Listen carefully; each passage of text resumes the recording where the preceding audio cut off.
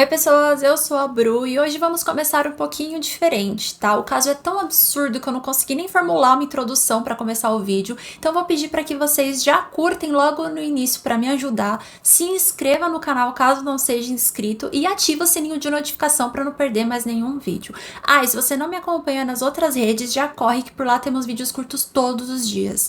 Então, sem mais delongas, deixa que eu te conto quem é o culpado.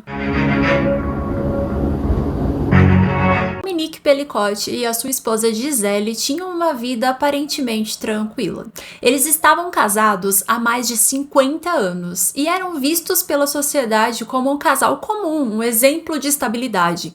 O Dominique era eletricista aposentado e ele era descrito como um bom marido. Eles tinham 3 filhos, uma menina e 2 meninos, e todos achavam que ele era um pai presente maravilhoso. E posteriormente que se tornou super avô amoroso. Mas o que ninguém sabia era que por quase 10 anos a Gisele foi vítima de um esquema cruel arquitetado pelo seu próprio marido. O Dominique usava um site de bate-papo chamado Coco, que é bastante popular na França. Foi nesse site que ele iniciou uma série de conversas perturbadoras onde ele buscava homens interessados em participar de uma trama perversa, ter relações sexuais não consentidas com a sua esposa. Nesse site, o Dominique criou uma espécie de sala de bate-papo onde o nome da sala, meio que traduzido, giraria em torno de sem o conhecimento dela. Lá, ele buscava homens que tivessem interesse em estuprar a sua esposa quando ela estivesse inconsciente. Para deixar bem claro aqui que todos esses homens que participaram dessa atrocidade sabiam muito bem o que estavam fazendo, porque o nome da sala do bate-papo já era muito explícito e o Dominique deixava bem claro as suas intenções.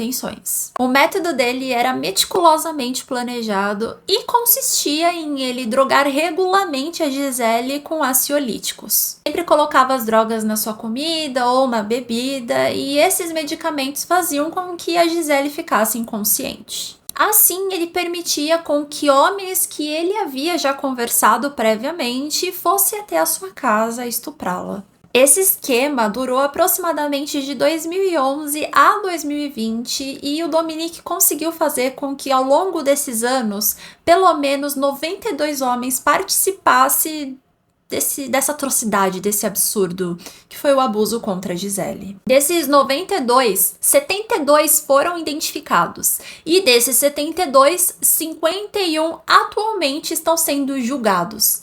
Esses homens foram reconhecidos, pois o Dominique gravava e fotografava grande parte do estupro, acumulando mais de 3.000 fotos e vídeos das agressões. Para garantir que o crime funcionasse de uma forma que a Gisele não desconfiasse de nada, o Dominique criou algumas regras que esses homens eram obrigados a cumprir antes de praticar o estupro. Eles deveriam seguir instruções específicas para não deixar rastros. Então, por exemplo, eles tinham que estacionar os seus carros a uma distância cerca de 15 a 20 minutos de caminhada até a casa para não chamar a atenção da vizinhança. O Dominique também orientava os homens a esperarem dentro dos seus carros por cerca de 1 hora antes de entrarem para casa. Isso para garantir que a Gisele estivesse totalmente inconsciente. Além disso, eles eram instruídos também a não usarem perfumes, anéis ou qualquer outro acessório que pudessem deixar pistas ou que a Gisele pudesse sentir ao acordar. Eles também não poderiam falar alto, tinham que tirar a roupa na cozinha e não poderiam ser fumantes por conta do cheiro do tabaco. Além dos indícios de violência contra sua própria mulher, os policiais também descobriram algo perturbador, não que essa história toda já não fosse, né? Eles também encontraram fotos-montagens da Caroline, que é a filha do casal de 45 anos, no computador do criminoso. E essa pasta que ele salvava essas fotomontagens da filha chamava Em Torno da Minha Filha Nua. Tipo, é asqueroso demais, eu não consigo acreditar. Durante todos esses anos, a Gisele não tinha ideia do que estava acontecendo com ela. O Dominique cuidava para que a violência acontecesse de forma planejada e oculta, garantindo que a Gisele acordasse sem memória alguma do que aconteceu. Como ele não travava uma regra com preservativos, por exemplo, a Gisele acabou contraindo algumas doenças sexualmente transmissíveis que ela não conseguia explicar para os médicos como adquiriu. Ela chegou a dizer que achava que estava sofrendo até de mal de Alzheimer, porque ela tinha alguns lapsos de memória e não conseguia explicar nada do que estava acontecendo. E eu sei que você pode estar perguntando, mas como é que o Dominique foi finalmente descoberto se ele tinha tantos cuidados assim? Pois bem, foi bastante inusitado porque o Dominique não foi preso pelos crimes que ele cometeu contra sua esposa. Não por hora, mas sim porque ele foi flagrado pelas câmeras do supermercado tentando tirar fotos por debaixo da saia das mulheres. E aí, com tudo isso, ele foi encaminhado para a delegacia e, após algumas investigações, os policiais decidiram confiscar os seus aparelhos eletrônicos. Quando a polícia começou a examinar os seus computadores e celulares, eles descobriram um verdadeiro pesadelo. As autoridades encontraram milhares de fotos e vídeos da Gisele sendo estuprada por diferentes homens. O Dominique gravava tudo meticulosamente e armazenava as evidências dos crimes em uma pasta chamada Abuso. Quando as autoridades chamaram a Gisele para confrontá-la a respeito dessas fotos, ela inicialmente não se reconheceu. As fotos e filmagens mostravam uma mulher muito diferente, com roupas diferentes e maquiagens diferentes do que ela costumava usar, então isso deixou ela bastante confusa. Depois de uma série de fotos e vídeos, ela se deu conta de que aquele quarto era realmente o dela e, pior, aquelas imagens eram dela sendo brutalmente abusada enquanto estava inconsciente. O choque e a dor que a Gisele sentiu vendo essas imagens é algo assim devastador e particularmente para mim inimaginável. Os detalhes revelados durante o julgamento são angustiantes. Dos 92 homens que participaram do abuso, como eu disse anteriormente, 51 estão sendo julgados e atualmente 18 estão presos. Muitos desses homens alegaram que não sabiam que a Gisele estava inconsciente, afirmando que pensavam se tratar de uma fantasia consensual do casal. No entanto, Dominique insistiu em depoimento que todos sabiam exatamente o que estavam fazendo. Dominique, agora com 71 anos, ele expressou um certo arrependimento no julgamento, mas ele confessou todas as acusações levantadas contra ele no tribunal. Ele inclusive chegou a chorar pedindo desculpa para sua esposa, filhos e netos, dizendo que realmente o que ele fez é imperdoável. Seu depoimento, que já era para ter sido colhido anteriormente, mas acabou sendo adiado algumas vezes por conta de problemas de saúde, finalmente aconteceu ontem, no dia 17 de setembro. Ele disse no tribunal, abre aspas, sou um estuprador como outros nessa sala, fecha aspas, se referindo aos outros 50 réus acusados de violentar a sua ex-esposa, Gisele. Dominique contou ao tribunal sobre experiências traumáticas que vivenciou durante a sua infância e disse que foi abusado por um enfermeiro quando tinha 9 anos de idade. Ele também foi questionado sobre a quantidade de vídeos a respeito do caso.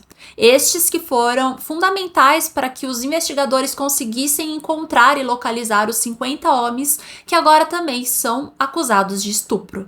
A partir desse questionamento e documentos apresentados no tribunal, o Dominique admitiu à polícia que sentia satisfação, que sentia prazer ao assistir outros homens fazendo sexo com a sua esposa enquanto ela estava inconsciente. A Gisele disse que até então o casamento deles tinha sido genuinamente feliz e que ela e o marido superaram uma série de dificuldades financeiras e de saúde juntos. Ela disse que havia até o perdoado em relação ao caso de tirar fotos por debaixo da saia de outras mulheres, depois que ele prometeu a ela que tinha sido um incidente isolado. Só que ela não imaginava o tipo de marido que ela tinha. Ela inclusive disse, abre aspas, tudo o que construímos juntos se foi. Nossos 3 filhos, 7 netos.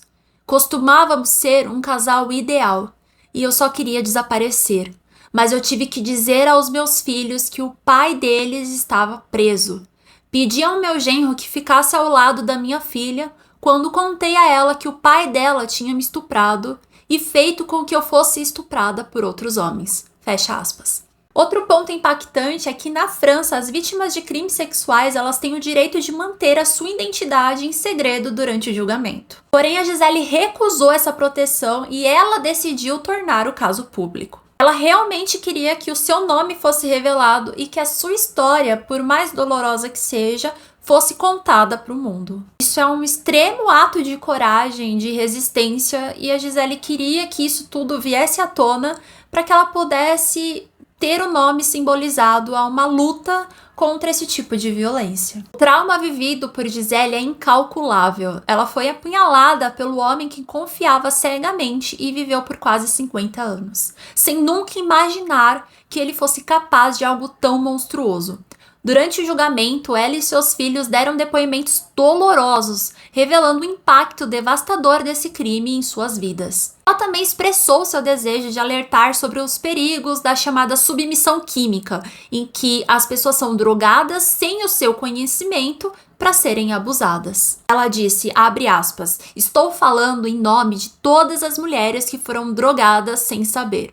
Estou retomando o controle da minha vida para denunciar a submissão química. Muitas mulheres não têm provas, mas eu tenho as do que eu vivi. Fecha aspas. Ela também desafiou os acusados a assumirem as suas responsabilidades pelos seus atos pelo menos uma vez e se disse estar completamente enojada. Ela acrescentou também que perdeu 10 anos da sua vida e que por dentro o sentimento era de estar em um campo em ruínas. Devido às imagens, os investigadores contabilizaram cerca de 200 casos de estupro contra Gisele, a maioria cometida pelo seu ex-marido Dominique, e mais de 90 por estranhos. Ela disse que via ocasionalmente ele na rua, na padaria, sempre o cumprimentava, mas nunca imaginou que ele teria feito isso com ela. As agressões aconteceram de julho de 2011 a outubro de 2020 e, na grande maior parte do tempo, na casa do casal. A coragem da Gisele de trazer esse caso a público é, assim, admirável, porque ela podia ter optado pelo anonimato, mas ela resolveu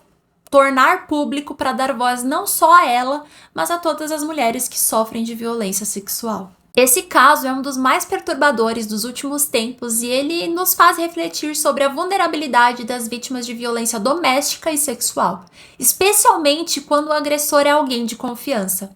A Gisele passou 50 anos casada com Dominique, sem jamais imaginar que ele seria capaz de algo tão monstruoso. O julgamento ele continua e deve se estender até dezembro, mais ou menos. E se todos os envolvidos forem condenados, eles poderão pegar até 20 anos de prisão. Eu, como mulher, eu tive muita dificuldade de escrever esse roteiro e trazer aqui, relatar aqui para vocês, mas achei de suma importância dar voz para Gisele e para tantas outras vítimas.